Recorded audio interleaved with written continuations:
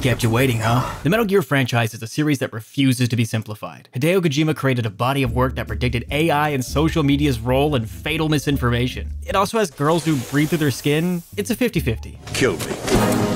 What the? Speaking of Kojima, we're only covering games directed by the big man himself as to not muddy the canon.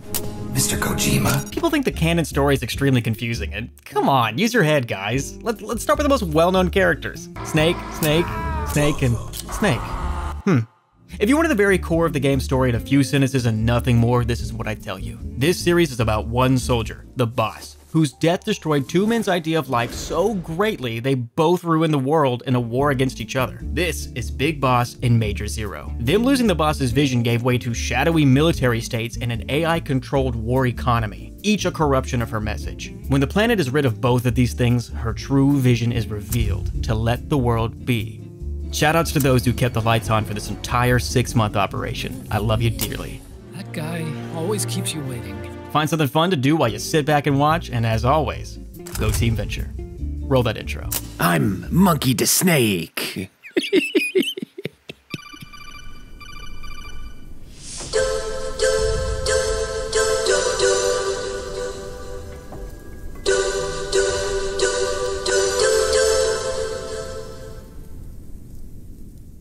It's 1922, and the philosophers are created. They're a secret shadow organization of the most wealthy, powerful, and elite groups in the world, first known as the Wise Men's Committee, and they originate from a treaty via a clandestine meeting between America, post-revolutionary Russia, and China. And later that year, a member would have a daughter, nicknamed the Joy.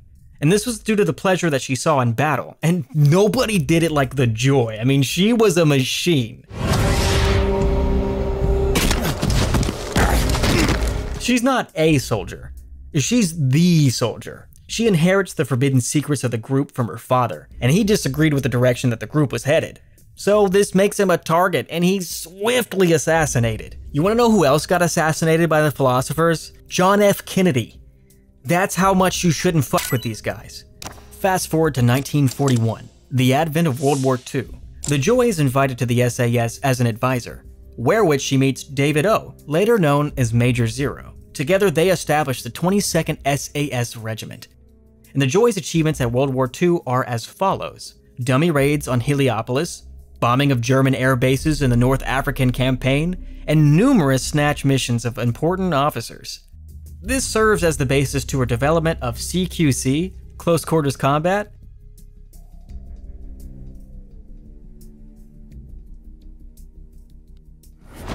Boss!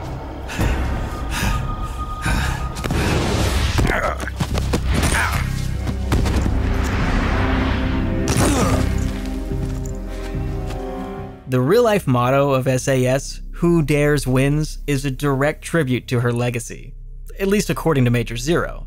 A year later in 1942, she would found the Cobra Unit, who play a great role in Metal Gear Solid Snake Eater. The Cobra Unit consists of the pain, the fear, the end, the fury, and the sorrow, the last of which she has a child with.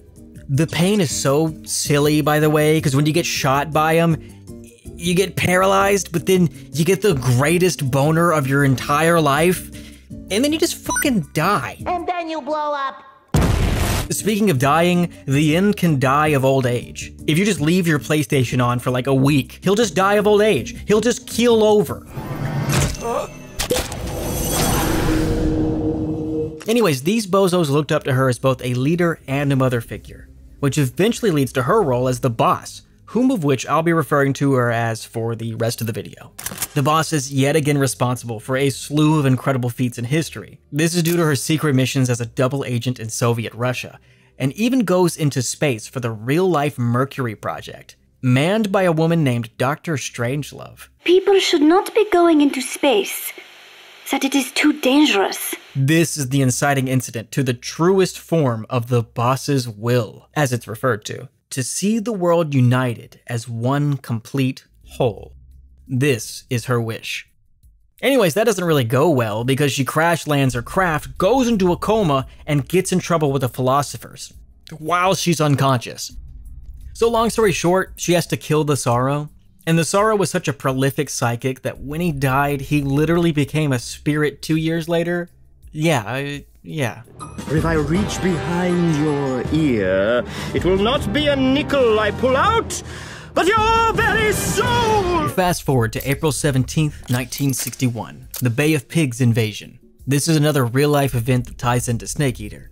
The United States had attempted to dethrone Cuban dictator Fidel Castro. US President John F. Kennedy had hesitated in sending in support airstrikes. This resulted in many deaths and an abject failure of the invasion. And while the boss was still in a coma due to the failure of the Lady Mercury project, to cover this up, the CIA and Pentagon had fabricated her involvement with the invasion entirely. This failure was so magnanimous, it bolstered the Cuban-Russian camaraderie against American threats. So by this point, Soviet Russia had become the most prominent threat against the citizens of the United States. And why do I tell you this? Well, I'm glad you asked. Because in 1962, the Cuban Missile Crisis was underway, and Soviet scientist Nikolai Stepanovich Sokolov had defected to the United States. This was from the fear of Soviet tampering of his work. Therefore, he ran to the CIA for help, and was aided by Special Forces Commander Major Zero, and a plan was concocted to rescue him from Russia. On his way to America, Sokolov fell ill from exhaustion and had to be checked into a West Berlin hospital, and in his absence, the Cuban Missile Crisis begun. Russia had its missiles trained on Cuba, and Nikita Khrushchev, the Secretary of Soviet Russia, agreed to a ceasefire should Sokolov be returned. So he shipped back to Russia on the promise that his family's safe in the United States, and he will eventually be rescued. And 2 years later, in 1964, to deal with this mess, Major Zero unofficially forms the Fox unit. Fox was a special services division proposed by Zero and the boss, and established in the CIA by the 1960s, where which its first agent is recruited, Jack Naked Snake. Fox agent Naked Snake, led by Major Zero, is sent into Soviet Russia to recover Sokolov and destroy a new Soviet superweapon known as the Shagohod. This is an operation dubbed the Virtuous Mission.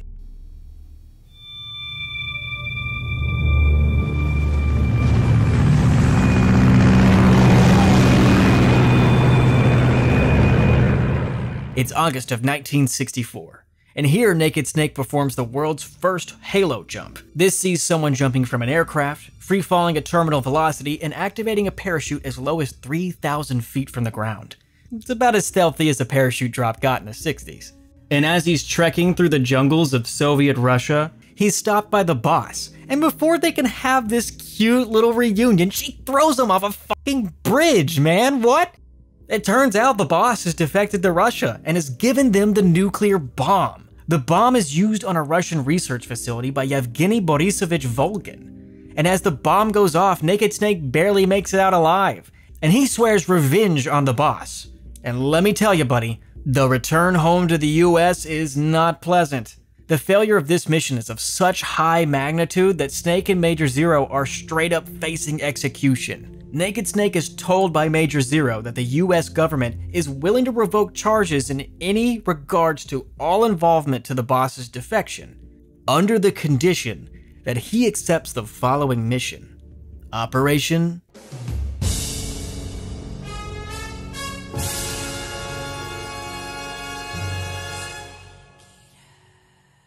It's 1964. The United States sends Naked Snake back in to kill the boss and retrieve the stolen weapon, the Shagohod. This is Sokolov's mobile nuclear ballistic missile system, and in layman's terms, it's a nuclear-armed tank. There is no escape! Whilst at the same time, Snake's aiming to prove they didn't set off the nuclear device. And while all this is going on, Naked Snake is assisted by Eva.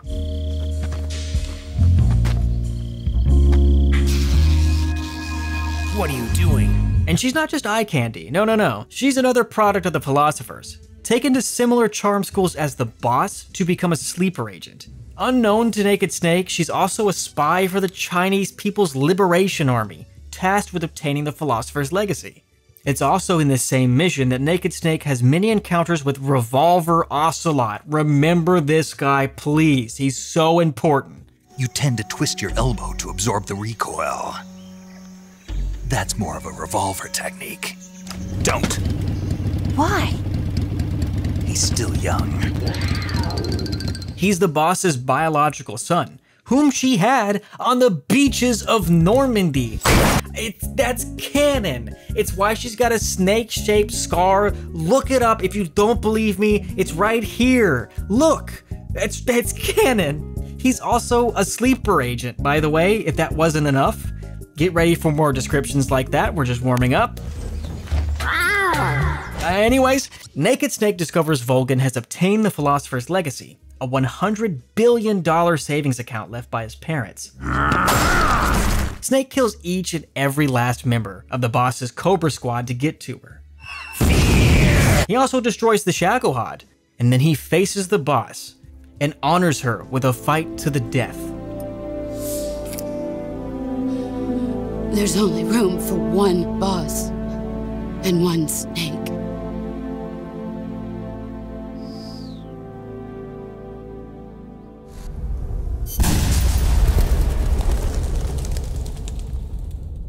She lived as she died on the battlefield. And as Snake says his goodbyes, Volgin obtains half the legacy. Naked Snake also discovers that the boss was actually loyal to the United States and was working undercover. The boss was set up and was unaware that the philosophers even wanted her dead. She was led to believe that she was on the Virtuous Mission to acquire the Philosopher's Legacy. She was given the nuclear bomb to give to Volgin to earn his trust, but unbeknownst to the boss, Volgin had orders to use the nuclear bomb. And thus, she and America were framed for the attack. Therefore, the CIA had revised the boss's mission and renamed it Operation Snake Eater. She was told that she would continue to appear as a traitor to the United States and allow herself to be assassinated by an American agent, Naked Snake.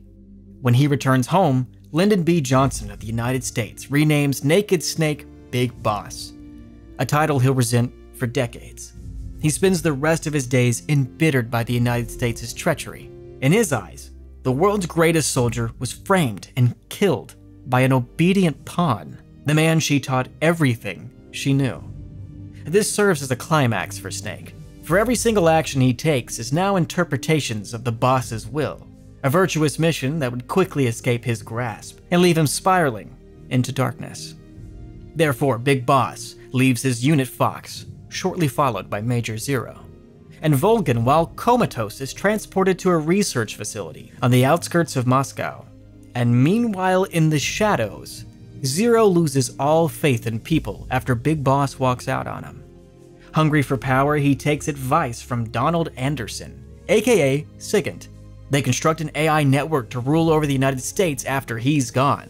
And John Doe serves as the core that ties each of these 4 AI together, acting as a mastermind. And this small action has consequences that unfold for the rest of the series.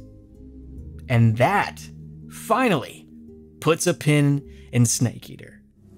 She was a true patriot.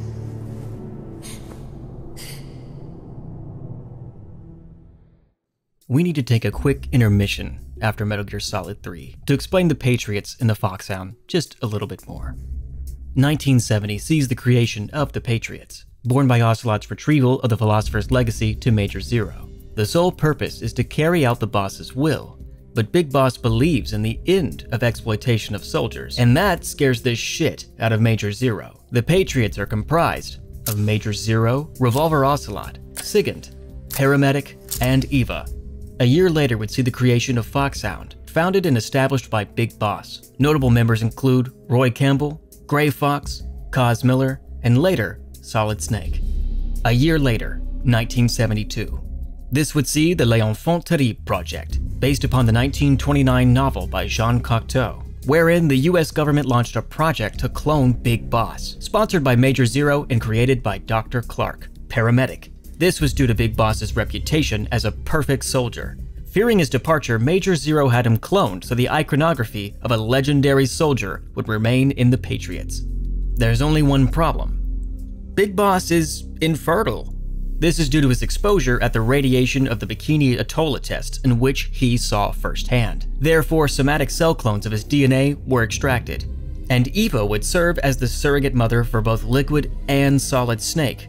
But, unbeknownst to the world, a third sibling had also been created, that of which was the perfect genetic clone of Big Boss. You know, I know 2 other brothers who have a weird relationship with their father and find out they're clones. Weird. Go Team Venture. No! What you need to know to understand Peace Walker is that it's precedented by the SALT I Treaty, signed in May of 1972.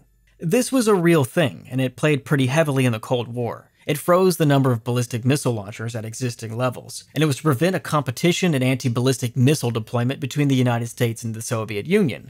For further negotiations to limit all strategic arms. What you'll need to understand for Peace Walker is the tension between these 2 countries were boiling to their all-time highs, with an arms race to produce the largest nuclear deterrence possible.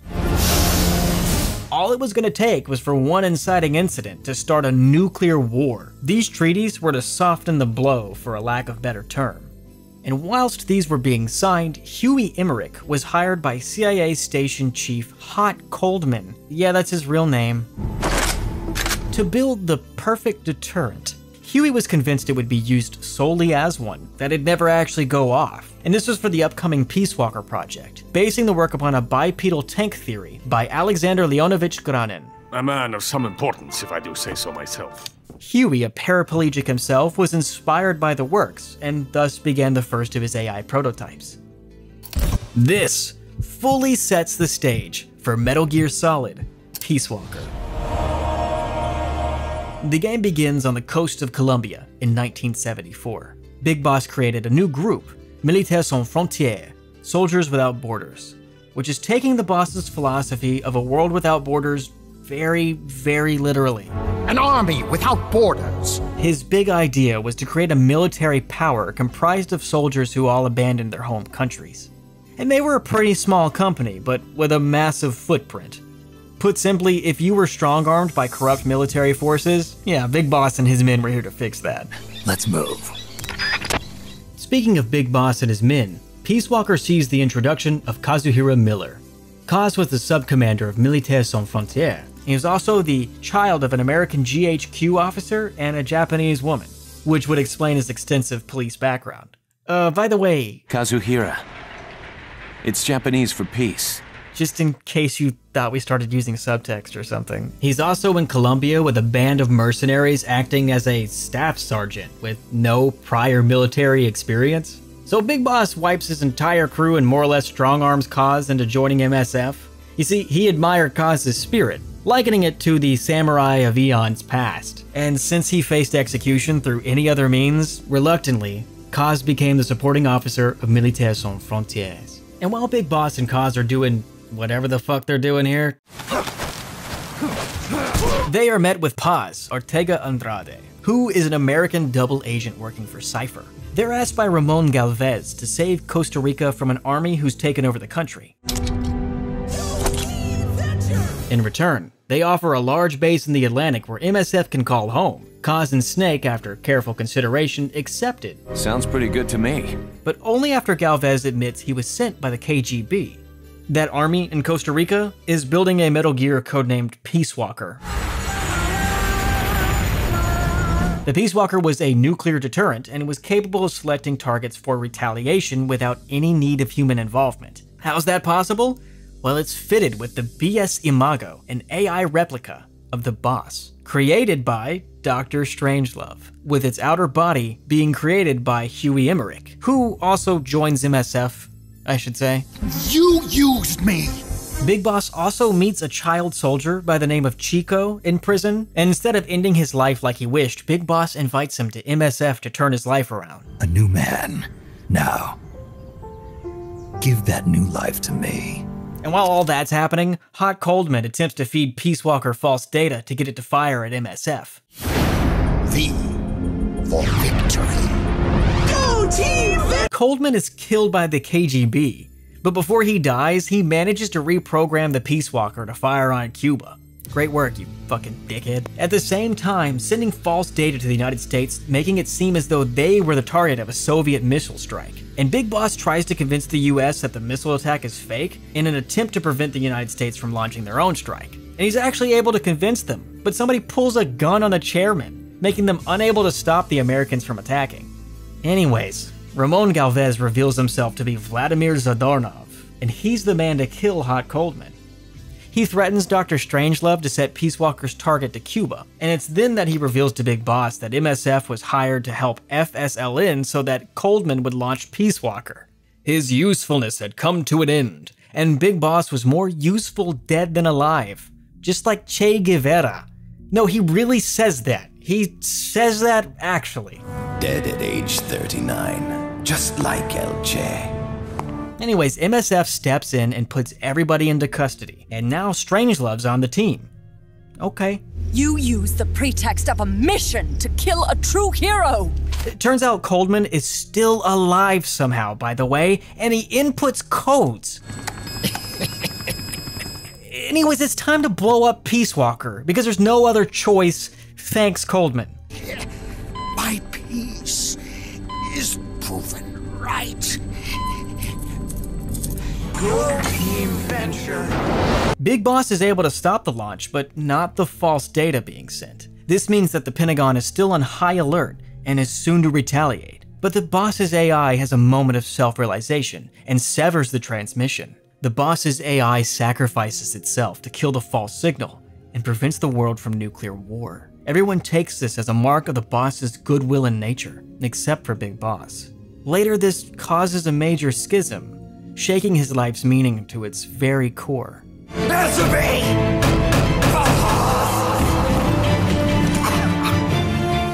Big Boss sees himself as the better soldier and takes off his sash, the only keepsake of the boss. Therefore, he and his group use the Peace Walker's developer to build his own nuclear deterrent, and MSF's greatest protector, a bipedal tank known as Metal Gear Zeke.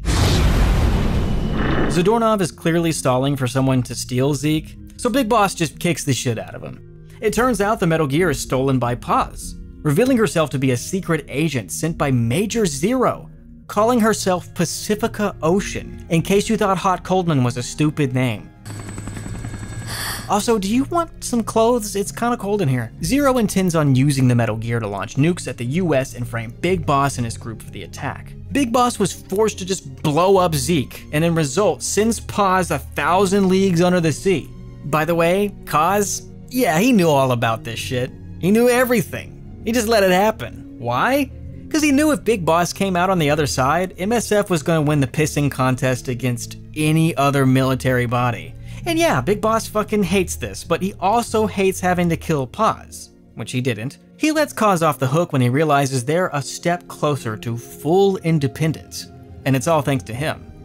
Therefore, he creates his own military nation, free from exploitation and corruption of world government, and he names this Outer Heaven. Assemble the men. He plans to use Outer Heaven to take on Major Zero and the Patriots, and it's here where he fully accepts the title of Big Boss. He also officially loses his fucking marbles. Kaz, not now. I'm trying to hunt a Tigrex. The events of Metal Gear Solid 5 Ground Zeroes happen only a year after Peace Walker. 1975 would see the Ground Zeroes incident, where Militaires Sans Frontières prepares for a nuclear inspection from the UN. And they need to pass with flying colors, but it'll be hard because, well, they have a nuke. MSF themselves suspect this to be a sting operation from Cypher, and just as tensions look as if they'll boil over, they learn that Paz is still alive. She was unsuccessful in strong-arming Big Boss into rejoining Cypher, so she's been locked away, and Chico had unsuccessfully tried to save her. And this leads both of them being locked up in Camp Omega in Cuba, basically Guantanamo. Since Paz is their only connection to Cypher, Big Boss heads in to rescue both of them. Fast forward to March 16th, 1975. A Trojan Horse operation is currently underway at Outer Heaven, carried out by Cypher's Strike Force, XOF. And if that sounds familiar, good. You've been paying close attention. Nice.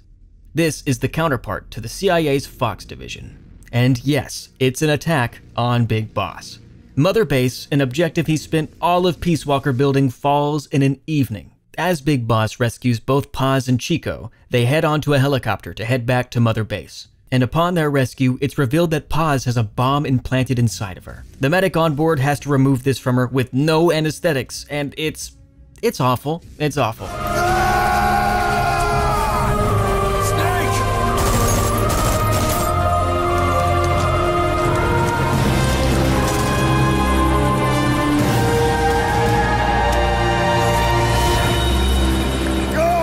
and battered, the gang regroup onto the helicopter to get the fuck out of Dodge, and Paz herself explains that she's got not one bomb inside of her, but another two.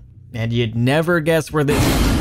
So Big Boss and this combat medic take the full brunt of this explosion as two helicopters collide. Chico does not survive this.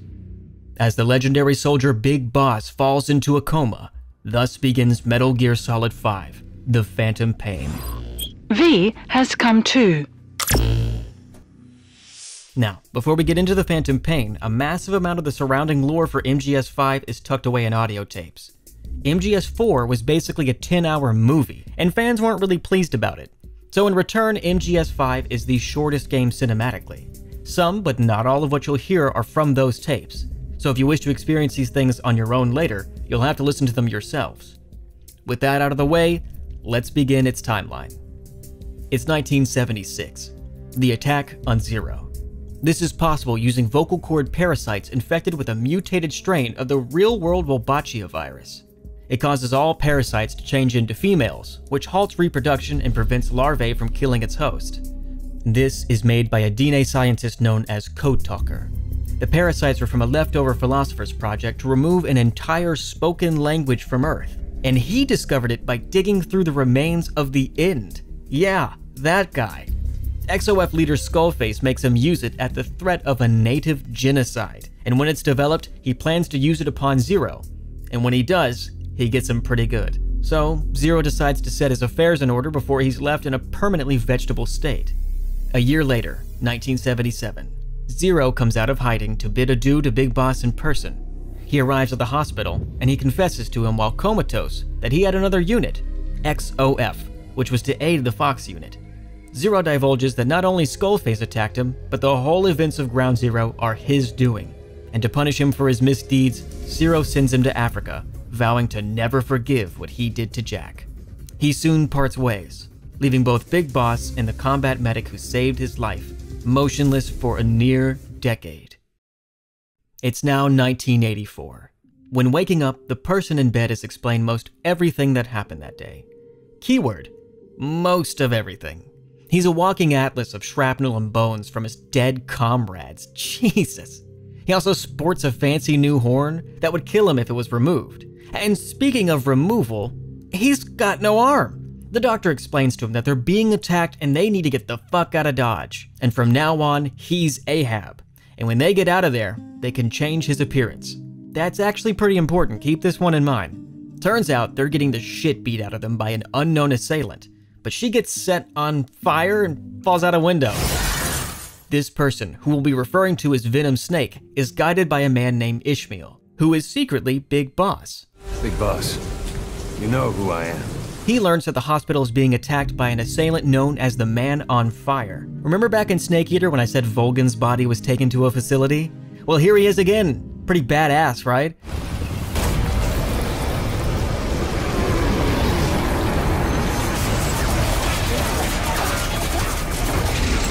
The following chase scenes are pretty intense. There's flaming whales and shit. It's insane. There's also the third boy, who's pretty scary. If you've been acquainted with Metal Gear Solid, you probably know who this is. We'll get back to him later. Anyways, the two try to escape in an ambulance, but it crashes. Ocelot retrieves both men as they wake up at different times. Big Boss first, and then Venom next. Ocelot doesn't have a lot of time for his upcoming plan because Kaz has been captured with his fallen allies. So, Venom and Ocelot travel to Soviet-occupied Afghanistan to retrieve him. Kaz is missing an arm, a leg, and an eye. What took you so long?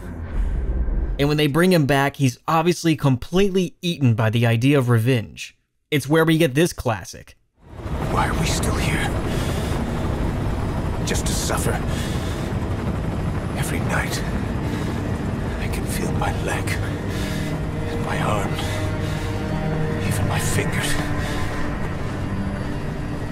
The body I've lost, the comrades I've lost, won't stop hurting. It's like they're all still there. You feel it too, don't you?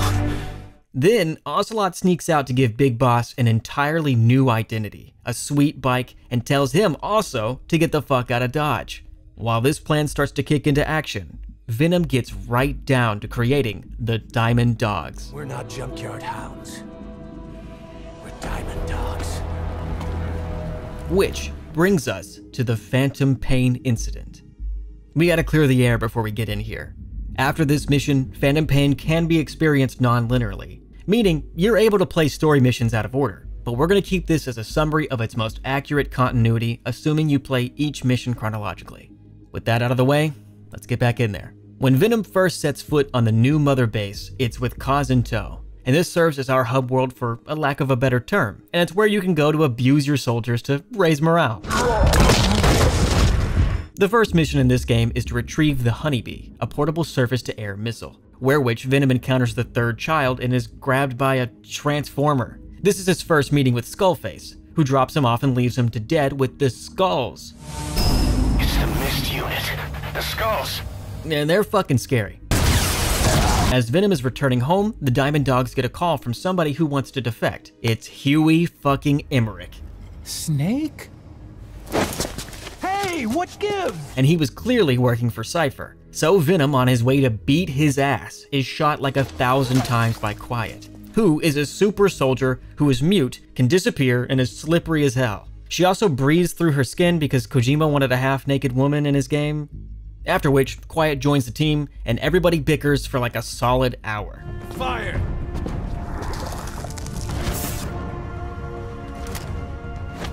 Miller! Huey and Skullface are shooting the shit when Skull lets him know that he's a snitch and he knows he's been talking to Big Boss. So he does what everyone does to Huey.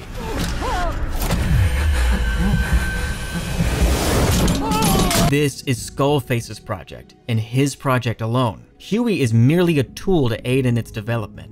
You see, Skullface plans to rid the world of the English language, and he's gonna give every schmuck in the world a nuke to play with, all while Skullface sits in the captain's chair. And how is he gonna do that? Well, with the ST-84 Metal Gear. Sahelanthropus. Mecha Shiva! Mecha Shiva! Go! It's basically a distraction so he can use the parasites on the world. And guess who makes that Metal Gear? Huey fucking Emmerich. And while Venom's on his way to get Emmerich, he walks in on the next abomination before God, the Mammal Pod, which is the BS Imago itself. Remember that? Yeah, so Venom is barely able to push off a PTSD episode, and something more important to note is that Boss's AI recognizes that this isn't Jack. It's not you, is it? To which Huey hand-waves the notion and just tells him to ignore her. Anyways, the boy and Skullface catch wind of Emmerich's escape, and they pull out Mecha Shiva, or Sahelanthropus. Once again, Huey can't believe that the world-ending threat he actually made is going to threaten to end the world. Impossible! It can't be active! Nobody's happy about this, so they just kick the dog shit out of him and get basically nothing. That is until Ocelot explains that Cypher's in Africa, and they're making a weapon to surpass Metal Gear. What Boss finds out are the aftermath of the vocal cord parasites and raw components for a nuclear weapon. The most important thing, though, is that he finds child soldiers, and after finding their leader who passed, he seeks out Eli, the White Mamba. So you're the so-called White Mamba.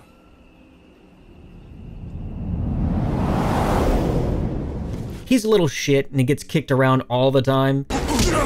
But once again, if you're an astute viewer, you can probably guess who this is. After a few missions, everyone seems to be wising up to the fact that they're all getting sick. Like zombie scary sick.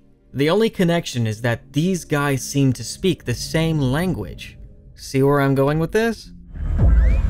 No time for booty, we gotta go see Code Talker. He tells Snake all the stuff I mentioned earlier, and they hit some Zaza.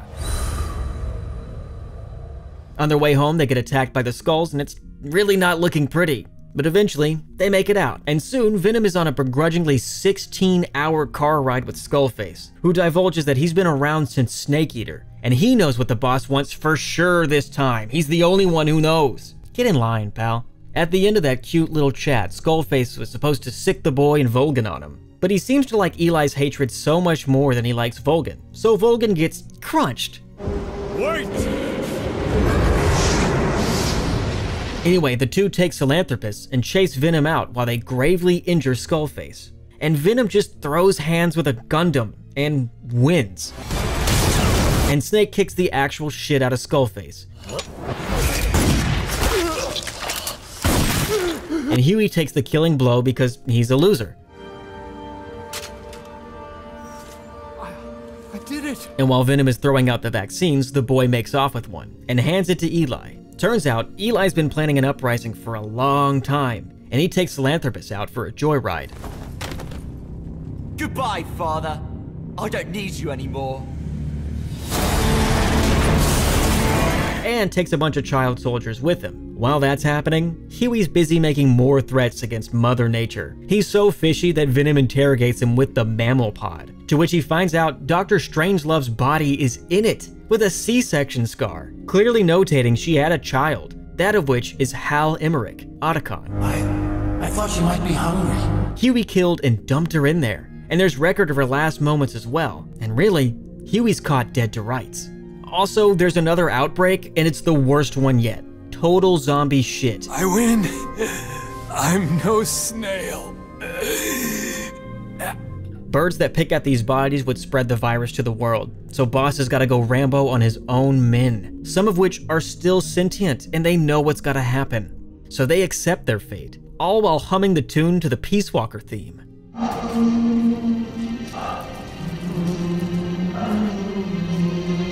Jesus Christ. And who's responsible for this? Huey.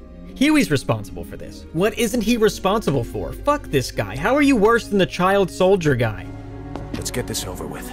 He gets put on trial, and B.S. Imago is literally the star witness. And instead of being obliterated, Big Boss gives him his own outro. It's not my fault. And that really leaves Diamond Dogs with nothing else to do but torture Quiet for more information. It's here where we find out she was sent to spread the virus to Mother Base, and she was also the assassin at the hospital earlier. No shit. She ends up in Afghanistan, and some of the silliest shit ever happens. Venom saves her, but he's bitten by a venomous snake. Remember what I said about subtext? And to save his life, Quiet calls for help in English. There's no time. Hurry! And now she's infected, and she heads off into the desert to die alone a hero's death.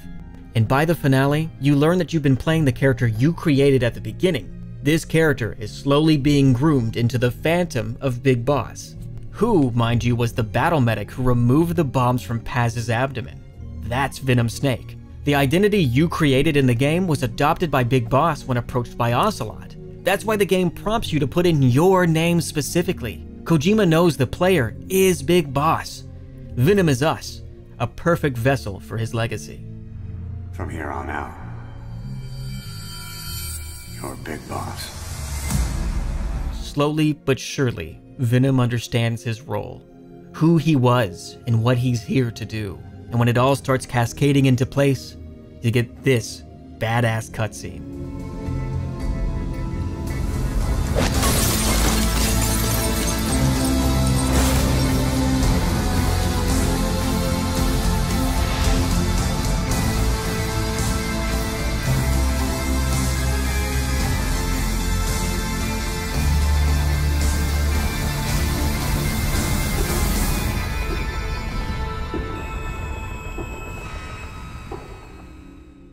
Fun fact, by the way, you can see the logo of Diamond Dogs change into that of Outer Heaven. Pretty cool stuff. So that's the ending of MGS V. But the secret is, it wasn't finished. Konami snuffed it. The true ending is locked away in some special features, but we can still run through it. Basically, Venom Snake tracks the kids down to a deserted island. Eli took out a few XOF troops with the parasite, but they track him down and try to kill him. And Venom's here to witness the battle as he tries to stomp them out with Sahelanthropus. They kick Eli's ass, and Venom is hit with a grenade that makes him colorblind. What? Eli's in a red suit, but he can't tell, so he just gets fucking gatted by him. He's fine, he's wearing a bulletproof vest, but he's infected. And he spills the bean that he knows he's Liquid Snake. All he really wants to do is eliminate Cypher for their misdeeds. And Venom, like either a Chad or a sociopath, leaves Eli with a gun to do what he must. Honestly, Hank, where do you pick that stuff up? But before he can take his life, the boy stops him and launches his parasite from his lungs. That's convenient. Together, as an unstoppable duo, Mantis and Eli float into the sky and set a course for New York City. Not yet. It's not over yet. And that, finally, is Metal Gear Solid 5, The Phantom Pain. And thus comes to a conclusion of us at the captain's chair for Venom and Big Boss. The rest of the story is experienced through Solid Snake and Raiden's eyes only, that of which we'll explain right now. Just a year previous to The Phantom Pain was 1983, which saw Jack, or Raiden's birth. So 83 saw the deadliest civil conflict in Africa's history, the First Liberian Civil War, which introduced both Raiden and future US President George Sears, aka Solid as Snake, who is the third and perfect genetic clone of Big Boss. Raiden, or Jack, was a child soldier who served in the Small Boy Unit when he was just 10 years old. Yeah, that's its real name. His leader was that of Solidus, who inducted Jack, and as he rose through the ranks, he earned the title of Captain and the nickname Jack the Ripper. This was due to his excessive cruelty in battle, and once the Liberian Civil War had ended, Solidus placed Jack in a relief center and would later care for him as a foster father. But not soon after, the memory of this would be erased from Raiden's mind. Fast forward, it's now 1990. Solid Snake is sent into Iraq to fight the Gulf War for the US, and Liquid Snake is also captured in Iraq while fighting for the SAS. And this is where he'd spend the next 4 years. And just a year later, Big Boss takes control of Foxhound so he can keep an eye on the US from the inside to avoid worldwide suspicion. The United States would remain unaware of his involvement with Outer Heaven for several years. But eventually, they do task Foxhound, prompting Big Boss to send in Frank Yeager, aka Gray Fox, on a suicide mission in Metal Gear. It's 1995. Outer Heaven's uprising. Fun fact about Metal Gear, the NES cover is just a traced over still of Kyle Reese from Terminator. Just thought that was funny. Anyways, Venom Snake is following Big Boss's life mission of realizing Outer Heaven. He puts scientist Drago Petrovic Madnar under duress to make Metal Gear TX-55 by holding his daughter captive. And when the US learns that Outer Heaven is building their own Metal Gear in Galsburg, South Africa, they send Foxhound in to destroy it. Gray Fox is unsuccessful, and he's captured. So, Big Boss sends in his genetic clone, Solid Snake, to save him. Solid Snake saves Gray Fox, and continues to complete the mission, but Big Boss attempts to stop Solid Snake. He took on the role of leader as Foxhound, so he could delay the mission, and Outer Heaven could finish building the Metal Gear. Into a fight to the death, Solid Snake defeats Venom Snake, and destroys the Metal Gear. Then, he sets the facility to self-destruct. Meanwhile, the real Big Boss survives and saves everybody from Outer Heaven before the facility's destroyed, and he and his soldiers retreat to the Middle East. And in his absence, Roy Campbell is placed in command of Foxhound. And just a few years later, Big Boss gets back on his feet to help Zanzibar claim independence from Russia by force. Which leads us into Metal Gear 2, Solid Snake. It's 1997, known as the Zanzibar Land Disturbance. The Zanzibar province gets upgraded to Zanzibar Land, with Big Boss as its president, who has an unbeatable army of child soldiers and Metal Gear D. You see, the world's oil is running low, and is considered a major crisis. To counter this problem, Dr. Keo Marv creates a synthetic oil, but he's kidnapped by soldiers from Zanzibar Land, with the intentions of holding the world ransom by controlling the global oil supply. Zanzibar uses Metal Gears to watch over Dr. Keo Marv to prevent him from escaping or being rescued. So, Roy Campbell puts Solid Snake out of retirement to go to Zanzibar. During the mission, Snake discovers Big Boss survived their first encounter. And Snake fails to save Dr. Keo Marv, finding him dead, but he manages to obtain the formula for synthetic oil from his corpse. And just then, he's attacked by Metal Gear D, piloted by Gray Fox. Snake defeats the Metal Gear, and Gray Fox survives, but he and Solid Snake engage in a fight, where Solid Snake kills Gray Fox. And as he comes across Big Boss, they engage in a battle resulting in Big Boss being burned alive. Holy shit! Just before Big Boss dies, he reveals he's sort of Solid Snake's father, kinda. Anyways, Big Boss's body is recovered by the Patriots. Despite suffering major injuries, he was actually still alive, because of course he is. So, Major Zero places him in cold storage, whilst using nanomachines to artificially induce a cryogenic coma. His goal was to use Big Boss's genes to enhance genome soldiers, giving them augmented senses, reflexes, and combat skills. But Major Zero, pained by his guilt, grew sentimental and kept Big Boss's body around. But this angers Ocelot, and he starts to plot against Major Zero and the Patriots. Liquid Snake joins Foxhound after Roy Campbell leaves and becomes their leader. And a year later, Zero's growing old and losing all faith in humanity. He just doesn't trust anyone to take over the Patriots. He commissions the construction of an AI network known as the System to pursue his vision. The system consists of 4 AIs being controlled by a 5th master AI, and he uses Big Boss's biometric data as a key to access the central master AI. This system takes over all functions of the Patriots, and as such, they place George Sears, Solid as Snake, as President of the United States. And as his first action, Solid as Snake orchestrates the forthcoming Shadow Moses incident. And just 2 years later, in 2003, Dr. Naomi Hunter perfects the virus FoxDie. It's a virus that's programmed to kill specific people by identifying the person's DNA and their nanomachines. The original was created to kill Solid Snake as revenge for killing Gray Fox. As it turns out, Gray Fox was revived by being encased in a cybernetic exoskeleton, which he was subjected to extreme torture and unethical experimentation under Dr. Clark's orders. This research would give way to the genome soldiers that would later protect massive secret projects in Metal Gear Solid. Eva and Revolver Ocelot plan to eliminate Dr. Clark, as she belongs to the half of the Patriots in direct opposition to Big Boss. And this goes through, as Gray Fox is the adoptive brother of Dr. Naomi Hunter, so she helps Fox escape, and he kills Dr. Clark, and quickly after, the laboratory is detonated, leaving no trace behind.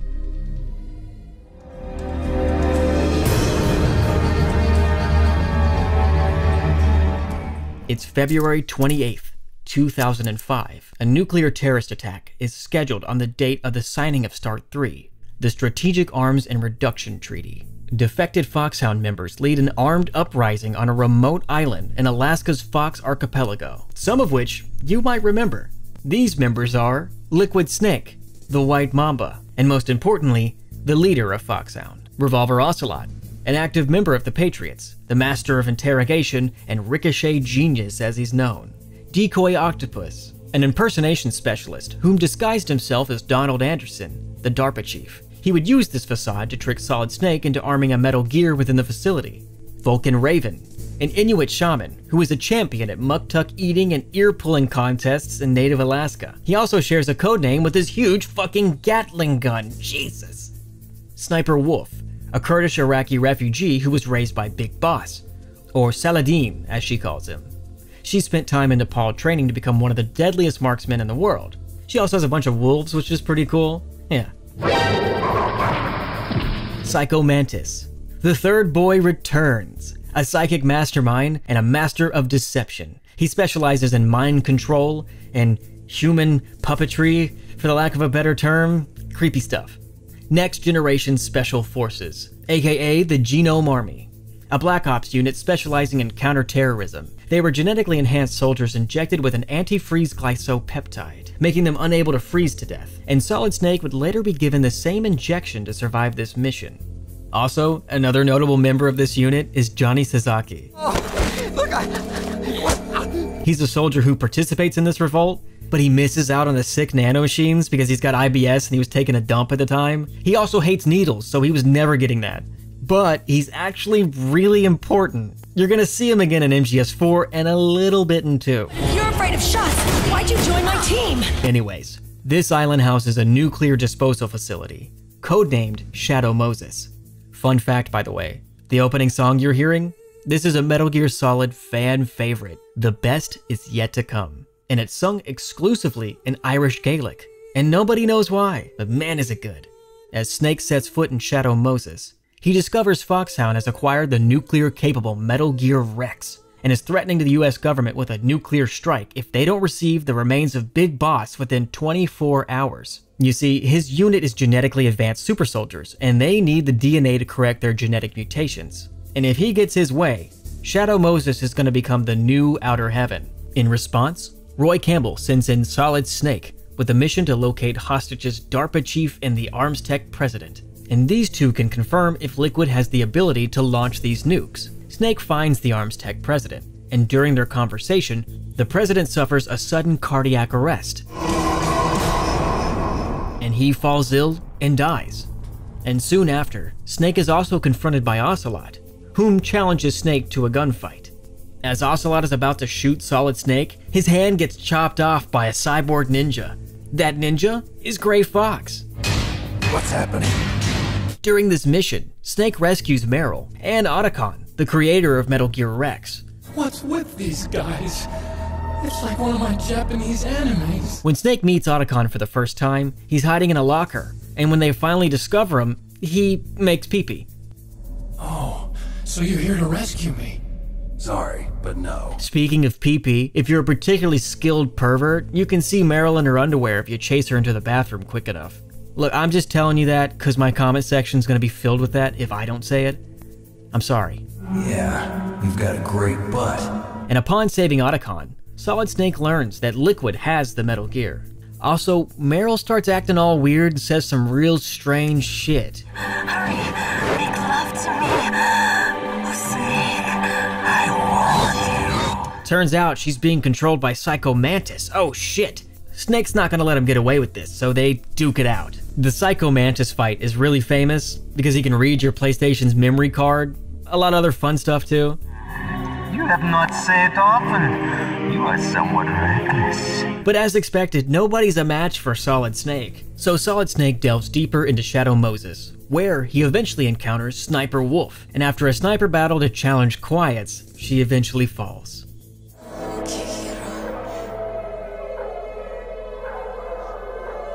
Set me free.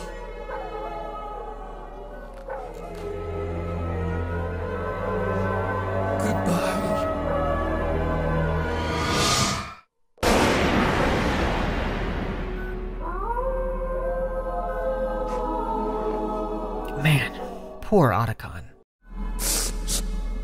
Snake returns her handkerchief to her after ending her suffering. Eventually, Snake pushes through this gauntlet of super soldiers and eventually discovers Metal Gear Rex, being piloted by Liquid Snake. During the battle, Gray Fox comes to the aid of Solid Snake by heavily damaging Metal Gear Rex. But in doing so, Gray Fox is killed when Metal Gear Rex crushes him. And after a fistfight on top of Metal Gear Rex, Liquid tries to escape. But when Solid catches up to Liquid, Liquid suddenly dies of a cardiac arrest. Weird, another one, huh?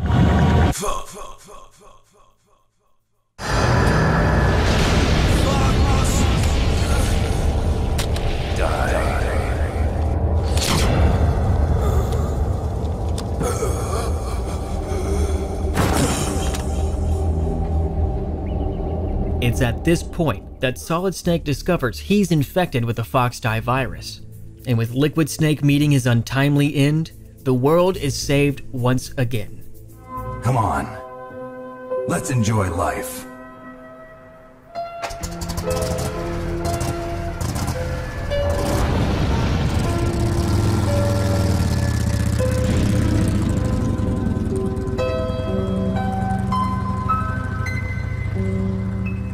And this puts a solid end to the Shadow Moses incident. You see what I did there? You see what I did there? Fun fact about Psycho Mantis and Sniper Wolf, they weren't immediately killed by Fox Die because they took the anti-anxiety medication diazepam.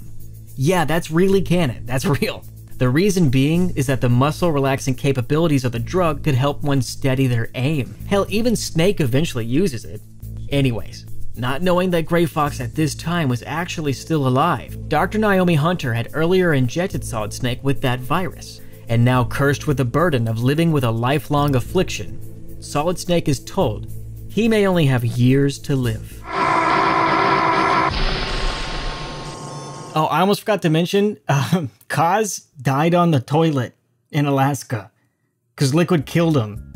He just straight up shot him on the toilet and then impersonated him for like the whole first half of the game. I just thought that part was funny, so yeah. In the meantime, be careful.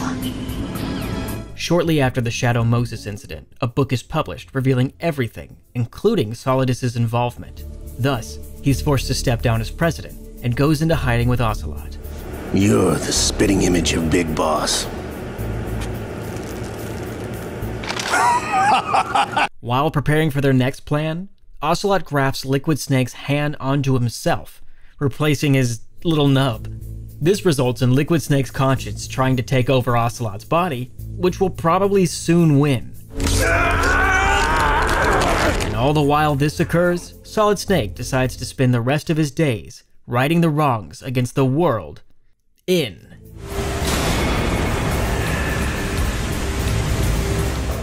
It's now 2007, known as the Tanker Incident.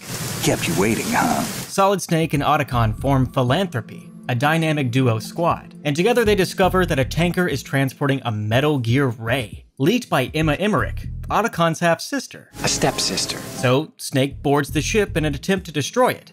It's here where he meets Olga Gerlukovich, whose father is working with Ocelot. I have no one, nothing except a unit. Snake doesn't care, he just knocks her out anyways.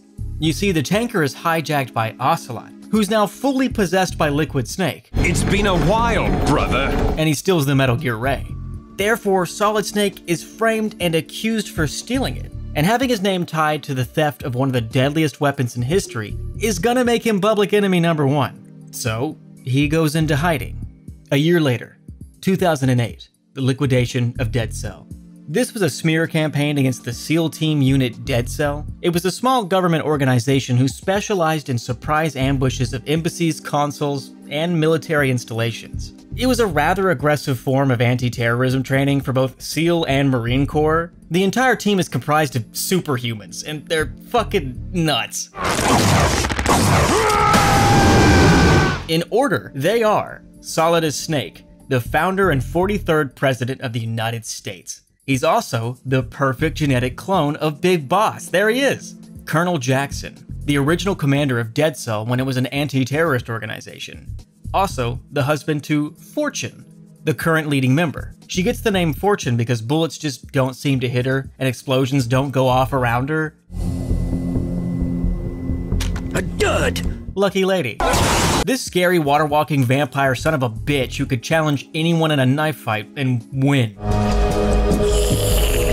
There's also Fat Man, named after the atomic bomb that destroyed Nagasaki. This guy is a demolitions expert alongside being an overweight man in a flak jacket and rocket skates. Life is short!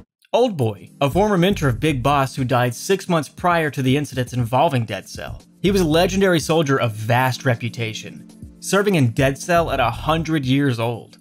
Insane. Chinaman, the CQC mystic and kung fu specialist of Dead Cell. He was ironically Vietnamese, but he was abducted and ran to New York City's Chinatown. That's where he'd get his moniker. He also died 6 months prior. The liquidation of this team was organized and carried out by the Patriots themselves. Or should I say, the Lalilulelo? In Metal Gear Solid 5, if you trank Ocelot repeatedly, he has a variety of custom dialogue, including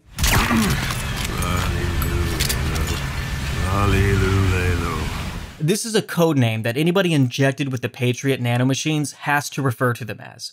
Their bodies just reject the words altogether. See, if the Patriots can control what's seen and heard, they've got the world in the palm of their hands. Kojima specifically chose this so it would sound like complete gibberish to Japanese audiences who just don't have an L in their phonetic library. If they exist outside of language, they're a threat that can't even be perceived, much less defended against. Truly, truly genius. Big brain Kojima moment. Alright, anyways. Dead Cell didn't really have it easy before being liquidated. For instance, just a few months prior, its founding member Colonel Jackson died in prison after being found guilty of misappropriation of government funds. He would later be found innocent, but this was a ploy by the Patriots to send the unit over the edge. And it worked. Dead Cell defected, radically shifting to a full-on terrorist organization. And Dead Cell alumni Vamp implied that the Patriots had set them up with the terrorism charges which led to their liquidation. Anyways, the US military sets up traps and both eliminates Chinaman and Old Boy, arguably the two coolest members. This would leave the remaining members wrapped up into the Patriots' web of dastardly plans. As 6 months later, it's April 29, and if you can believe it, it's a Wednesday once again. the Patriots manipulated Dead Cell into joining forces with Solidus Snake, and with the help of the Sons of Liberty, they take over the marine decontamination facility known as Big Shell. If the architecture of this structure is pretty impressive to you, hey, you can thank Kojima, who built this whole thing in Legos to visualize it for the team. It's kinda cool. Dead Cell, being as gung-ho as they are about terrorism now, steal a Metal Gear, specifically Arsenal Gear, a submersible fortress with infinite access to the US Navy's military tactical network. In short, that's a nuclear payload that could destroy the Patriots, which leads to the Big Shell incident. Foxhound agent Raiden is ordered to rescue hostages being held at the Big Shell facility, and they're being held captive by the Sons of Liberty. The Sons of Liberty were a real group, by the way. Those are the guys who did the Boston Tea Party. Just thought you should know. And during this mission, Raiden meets a man named Iroquois Pliskin, who is a member of the Navy SEAL Team 10 Alpha Squad, who tries to help him transport hostages from the facility. Metal Gear Solid 2 theory. Is Pliskin Solid Snake? No! That is not Solid Snake! Raiden and Pliskin are attacked by the leader of Sons of Liberty, who calls himself Solid Snake. They defeat Solid, but he escapes. It's then revealed that the Solid Snake impersonator and the leader of the Sons of Liberty is Solidus Snake. But you knew that. Solidus took on the name of Solid to frame him for the terrorist activities. At the same time, Pliskin also obviously reveals that he's Solid Snake. Duh. It's also important to remember that Solid Snake's never been cited before canonically, so it's pretty easy for somebody powerful to steal that moniker. No one knows what he looks like. And whilst on the facility, Raiden learns that it's hiding a massive Metal Gear underneath it. In fact, the entire facility is a Metal Gear. It's the aforementioned Arsenal Gear, and it also houses one of the Patriot AI systems, George Washington, GW. Its mission is to censor all forms of digital information and communication. So Raiden and Solid Snake successfully plant a virus into that AI system, but Solid Snake is captured. And then Raiden fights an entire army of Metal Gear Rays, these little guys. Crazy.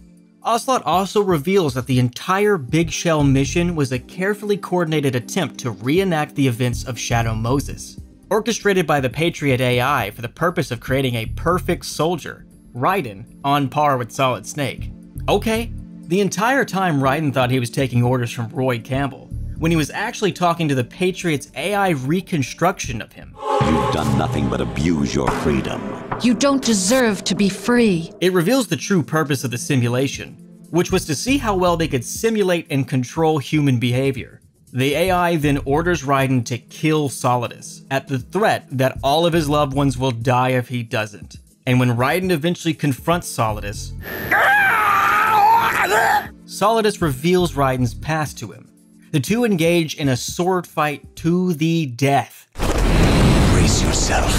Fun fact about Solidus' swords, by the way, they're named both Democrat and Republican respectively. What a touch. During this gut-wrenching, heinous battle, Raiden finally kills Solidus Snake. Vamp also kills Emma, and Hal has to watch another woman in his life die in his hands.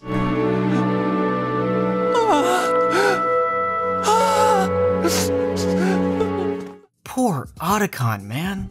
And when Ocelot sees that Solidus has been killed, he flees with the last Metal Gear. And with the frustration of being manipulated time and time again, the boys team up and vow to finally take down the Patriots.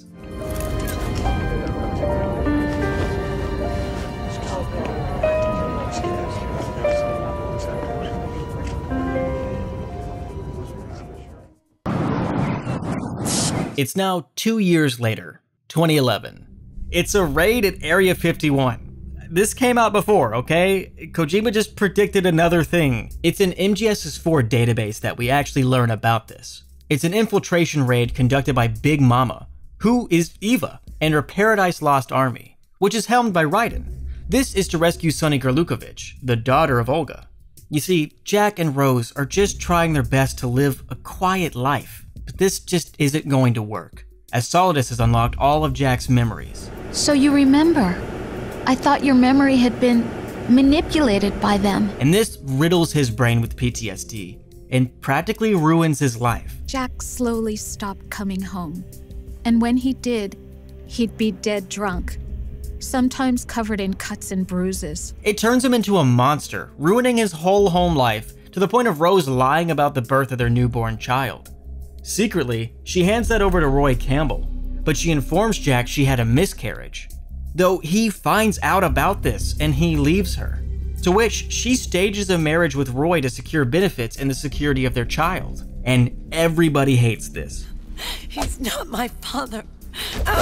Eventually, Raiden finally meets Big Mama, and they exchange information. He gives her the location of Big Boss's body that he learned from the GWAI, and she gives him Sonny's location, in Area 51. Solid Snake promised to save Sonny, but his Werner syndrome is getting the best of him. He's rapidly aging, and he's just not fit for this. Therefore, Raiden takes on this Herculean task upon himself. The raid is a success, with Sonny saved. And when Raiden finally returns from Area 51, he learns about the marriage between Rose and Roy, and it ruins him completely. You have a family. I have no family. Anonymously, he leaves Sonny in the care of Otacon and Snake. And Otacon is a sentimental motherfucker, so right away he adopts her. And in all ways colloquially, she's Sonny Emmerich. This is a no-smoking flight. Raiden takes this opportunity to become a full-on Ronin and just takes the journey to become a mechanical badass. This and many other skills are going to aid him in the retrieval of Big Boss's body for Big Mama. But that doesn't really go so well, because in 2012 is Raiden's capture. So on that mission, he's captured by the Patriots, wherein they use him as a guinea pig for various heinous projects, namely the Exoskeletal Enhancement Project, which is to continue the experiments done on Gray Fox in many facets. His head and spine are removed from his body and lower jaw. Fucking brutal, what the fuck? And then is grafted into this enhanced synthetic body. But before any more horrors can be had, Big Mama steps in with Paradise Lost to save Raiden, and they bust him out of captivity, and later discover he's riddled with nanomachines. I mean, obviously, right? So they flush him out with this good old surgery with the help of Drago Petrovic Madnar. Remember that guy? To wrap things up nicely, Big Boss's body has been restored, and Raiden is fucking yoked now. In fact, he's so yoked, he will never live a normal life again. So he disappears once more. But once he hears from Solid Snake, he needs his help finally quashing the Patriots' eternal reign. He decides to lend his hand in the final game of the story, Metal Gear Solid 4, Guns of the Patriots. So, the public opinion is that MGS 4 is in love with its story, and I cannot disagree. The pacing suffers a degree, and due to its runtime on cutscenes alone, it's the white whale of this video. Put simply, if you were a diehard fan of the previous installments, I can understand why you didn't enjoy this game as much. But regardless, it's a Metal Gear Solid game, and it deserves the respect, if only for the legacy that supersedes it. So, this is the finale, and the last stop on our journey. Solid Snake's final story, which begins with Liquid Sun. Ocelot is fully controlled by Liquid Snake's conscience, and will be referred to currently as Liquid Ocelot. So if I say Liquid, or I say Ocelot, same guy really. So in 2014, the world is now dominated by private militaries filled to the brim with nanomachines, the most powerful of which belongs to Liquid. And Solid Snake is visiting the unmarked grave of Big Boss when Otacon flies down from a helicopter to inform Snake that Roy Campbell has been waiting for him. And after running some tests, Snake has something akin to the real-life Werner syndrome, and he's estimated to have a year left to live. And how does he spend that? Well, it really wouldn't matter, because Campbell informs him on behalf of the UN that Liquid has been lurking in the Middle East, and after some bargaining, Snake eventually agrees to eliminate him. Snake's in the war zone disguised as a member of the local militia, and this is where we see the introduction of the Gecko machines. Also, boom! Check out that Octo camo, that's sick, right? Also, boom! Egg jump scare! Oh, by the way, so cute. Otacon has a teeny tiny Mark II to watch Snake with. Man, that's relationship goals. Snake, it's me. Huh? Otacon. Also, guns are now so tailored to users' IDs and nanomachines that the normal-ass guns Otacon gives them are nothing short of rare artifacts. And when sneaking past literal hell on Earth, eventually Snake does meet the launderer arms dealer Drebin and his little pet monkey drinking that Coca-Cola. And the idea with Drebin is that if you give him an ID'd gun, he'll give you points you can use to buy unmarked weapons. Speaking of ID'd weapons, Snake's nanomachines messes with this technology and they need to suppress them. For which, whatever reason, Snake is just cool with that. Oh hey, there's Johnny taking a shit. Also, he tries to capture Snake later, and they have a Meryl moment. You haven't even taken the safety off, rookie. Oh shit, Meryl, speak of the devil. Meryl's also brought the Rat Patrol Team 01. Jonathan. The group's pretty desperate about their situation, and Snake presses, asking if the Patriots are behind it. But surprise, surprise. Lalilulelo, what are you talking about? Never mind. This is also the introduction for the Frogs, who are lady ninjas with huge guns. They're bad news. Also, Johnny shit his pants again.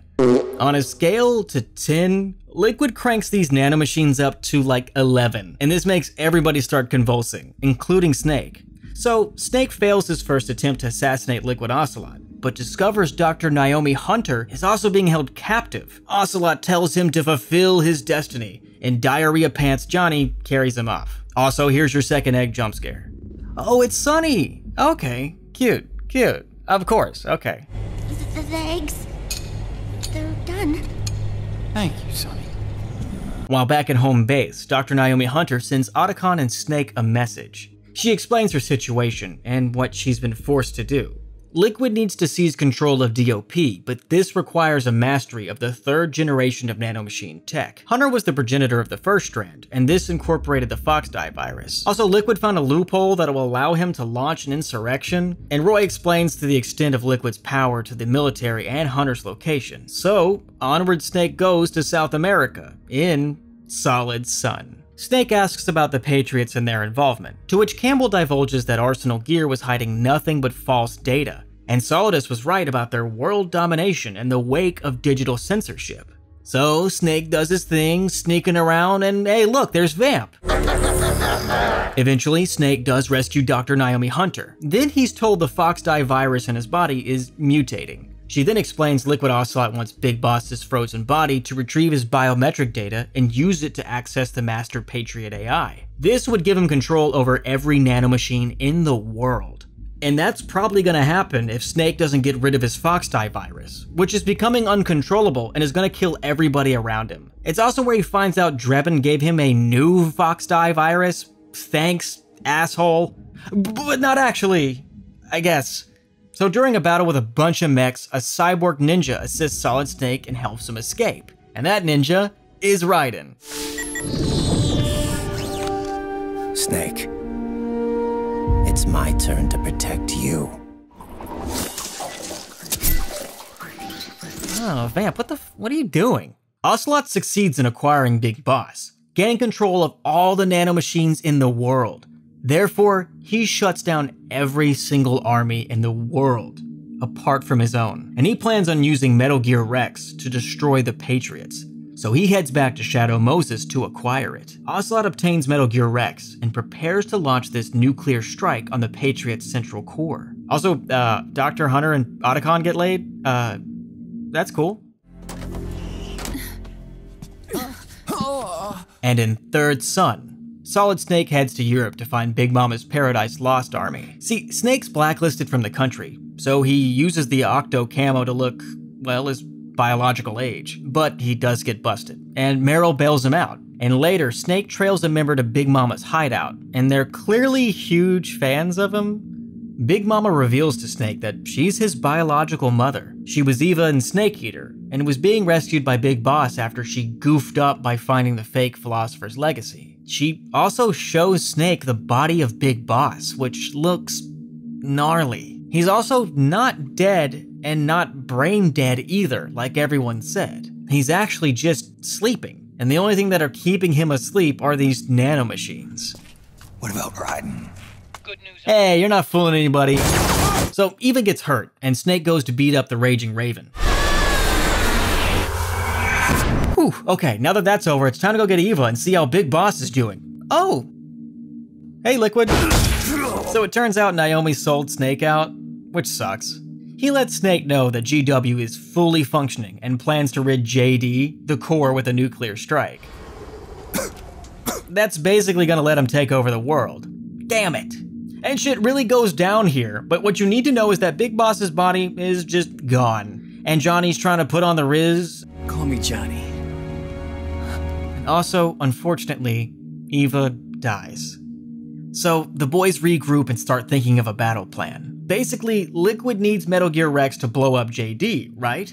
And with Mei Ling's help, the boys can get to it first, but it's clear that this journey is going to bring us back to Shadow Moses. Oh shit. So the guys have them, a little moment of some kind. And then it's Snake and Raiden. Buddies back in action. Let's fucking go, man! Which brings us to Twin Suns. Basically, paradise for those who have played the series. You're getting a final wave goodbye to the good times, accompanied by the best is yet to come. One more time. And if you pulled out your camera while you were out here in Shadow Moses, you can take a bunch of pictures of ghosts. That's kinda neat. I wonder what implications that has. Eventually, Snake gets to Otacon's old office to get the power running while they reminisce about their first meeting. How nostalgic is this, man? Anyways, on to Rex. Get out of the way, lady, we're trying to get the Rex. Hey, what the hell? The railgun's not even here. This place will be your grave. Naomi, what the fuck are you doing? Anyways, Snake's about to get curb stomped, but then Raiden shows up to save the day.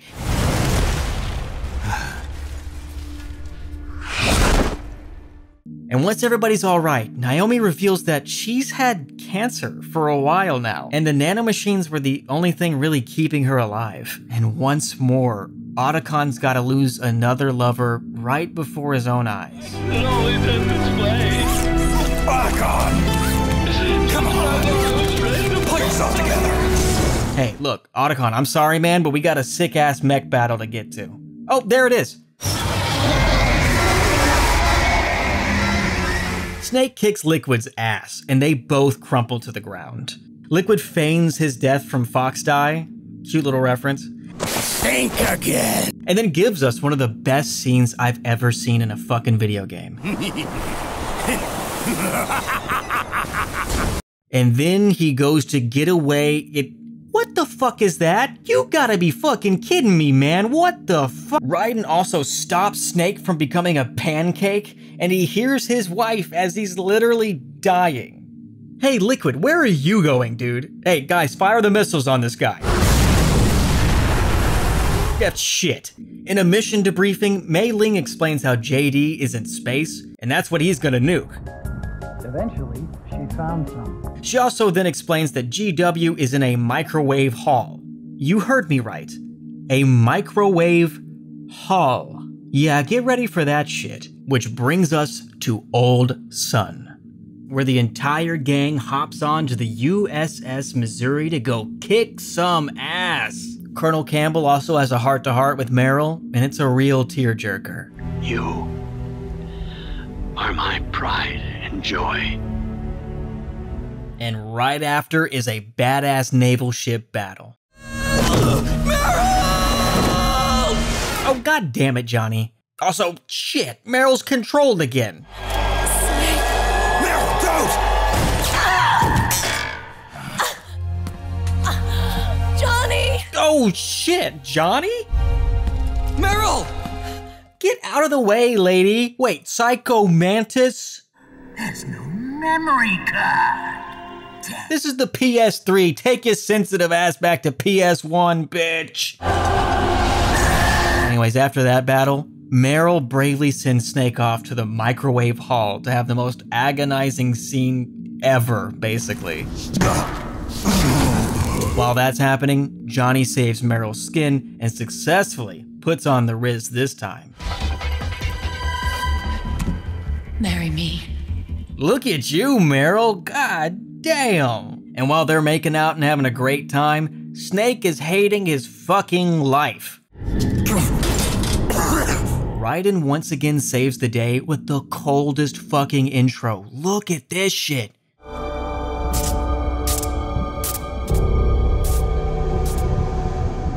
am lightning. The rain transformed.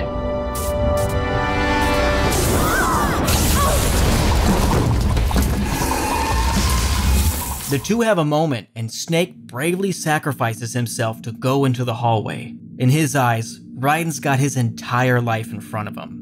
This is a job for Snake. Old Snake.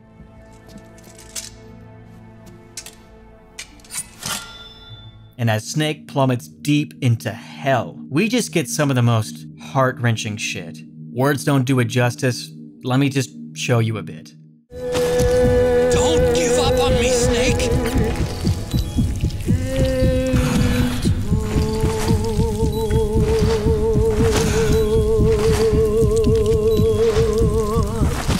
And as Snake nears the AI, everyone's pretty much on their last leg. It's not looking good.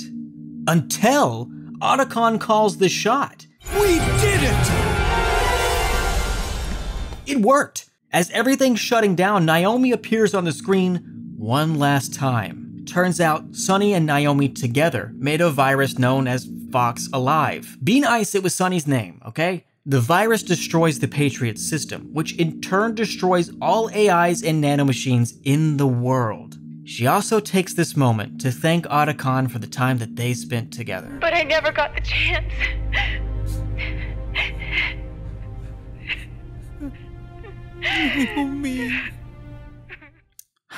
I'm sorry, buddy. Naomi also tells Snake that it's finally time to rest. It's finally over. Solid Snake wakes up to Liquid info dumping him, and then they have a badass old man fight. And this happens if you let yourself get choked out, by the way. I'm searching. How romantic. The battle itself comprises of Liquid, Ocelot, and Liquid Ocelot. And man, do I love the phases of this fight. God, I love that. You're pretty good. You're pretty good. Pretty good. Goodbye, Ocelot. You were my favorite. As Snake stands victorious, he learns what's left of the world, which are only the bare necessities for modern civilization to survive. And with the Patriots and all nanomachines gone, every army, person, and government in the world is free from manipulation, and they can finally do their own thing. The world, finally, is at peace. Which brings us to Naked Sin. Mei Ling and Meryl are preparing something. Oh, Meryl's getting married. That's nice. Hey, look who shows up. You look beautiful. Her and Johnny do actually get married, and Campbell walks her down the aisle.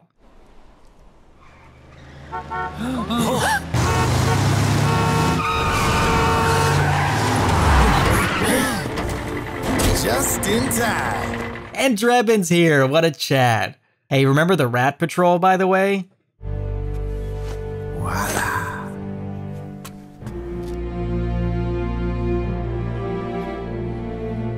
Patriot. Yeah. Meanwhile, Raiden's looking so much better, and Rosemary confronts him and shows him his own child, and reveals that that marriage was just a facade. The boy's name is John, by the way, which makes like 6 Jacks and 5 Johns in this game's timeline. Great. And together, as a father to a happy family, Raiden's story is finally over. And this is where I would slot Revengeance in the timeline, if I had one. Meanwhile, Solid Snake visits the boss's grave, with only a year left to live, and the Foxdie virus in him mutating, threatening to kill everyone around him. Snake has decided his final mission, putting a stop to Foxdie and the war at Hull by ending his life.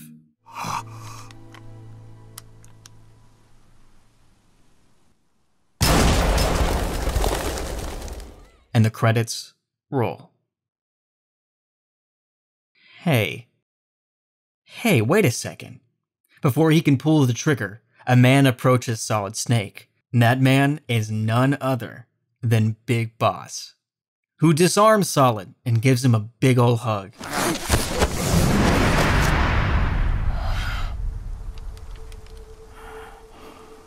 He then explains that frozen corpse was not actually him, but Solid as Snake.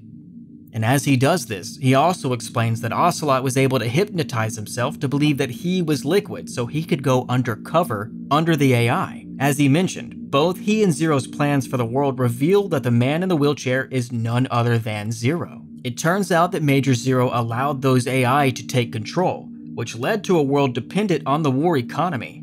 This couldn't be farther from the boss's vision of a unified world. And as they speak of Zero's plan, Big Boss then walks behind him in the wheelchair and snuffs him out. Holy moly! And just like that, the war between Major Zero and Big Boss comes to an end. Big Boss informs Solid Snake that the AI implanted a new strain of fox dye within him. Solid Snake was no longer becoming a biological weapon, but being in the presence of Solid Snake had killed Eva and was now killing him. With the last cards finally being dealt, Big Boss reveals that he, Major Zero, and Ocelot just wanted to be free from the way the world was. Each of them followed an interpretation of the boss's original dream. But ultimately, what the boss wanted was to just leave the world be. The day he killed the boss was the day Big Boss died too.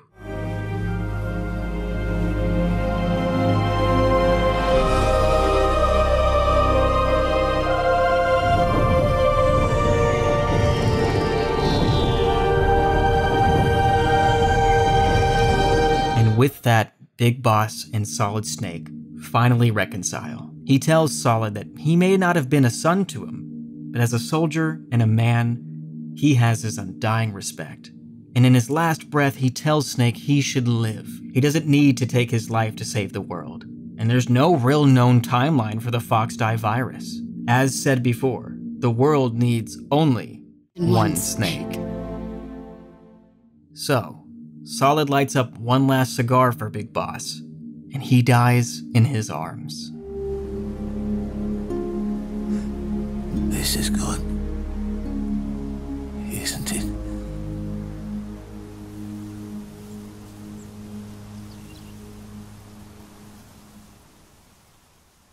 And thus, finally putting an end to Metal Gear, Solid Snake goes on to live the remainder of his life to see what becomes of the world around him.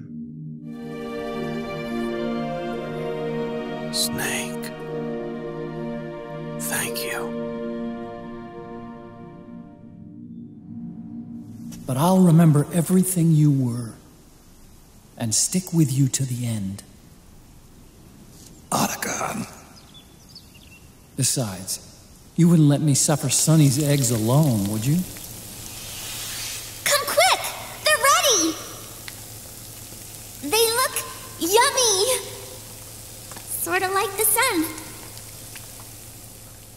It's rising again.